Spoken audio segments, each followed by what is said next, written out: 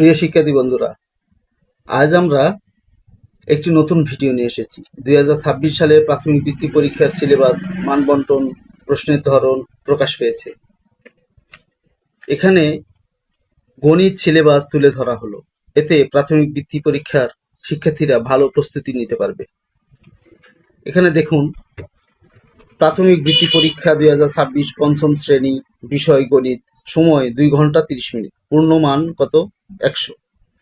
তো এই প্রশ্নপত্র কাঠামো কি? এখানে প্রশ্নের ধরন 1 নম্বরে দেওয়া আছে বহু নির্বাচনী প্রশ্ন 10টি থাকবে, 10টি উত্তর দিতে হবে, 10 মার্ক। 2 নম্বরে শূন্যস্থান 10টি থাকবে, 10টি উত্তর দিতে হবে, এখানেও 10 মার্ক। সংক্ষিপ্ত প্রশ্ন 16টি থাকবে, 16টিই উত্তর দিতে হবে, 16 মার্ক। আর 1 থেকে 11 পর্যন্ত প্রতিটি মান সমান, অর্থাৎ 1 থেকে 11টি থেকে 8টি প্রশ্নের উত্তর দিতে হবে। 8টি প্রশ্নের মার্ক, প্রতিটি প্রশ্নের মার্ক হলো 8 মার্ক, অর্থাৎ 8 8 66 মার্ক। যেমন চার প্রক্রিয়া সম্পর্কিত সমস্যা 1টি থাকবে, 1টি উত্তর দিতে হবে।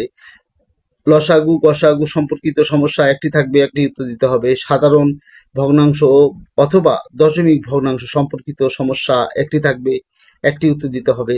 শতকরা সম্পর্কিত সমস্যা 1টি থাকবে, 1টি উত্তর দিতে হবে। গড় সম্পর্কিত সমস্যা 1টি থাকবে, 1টি উত্তর দিতে হবে। পরিমাপ সম্পর্কিত সমস্যা 1টি থাকবে, 1টি উত্তর দিতে হবে। জ্যামিতি সম্পর্কিত নির্দেশনা অনুসারে চিত্র অঙ্কন ও অঙ্কিত চিত্রের বৈশিষ্ট্য লিখন 1টি প্রশ্ন থাকবে, 1টি উত্তর দিতে হবে। উপাত্ত বিন্যস্তকরণ 1টি প্রশ্ন থাকবে, 1টি উত্তর দিতে হবে। এই টোটাল 100 মার্ক। এরকম নতুন নতুন ভিডিও পেতে চ্যানেলটি সাবস্ক্রাইব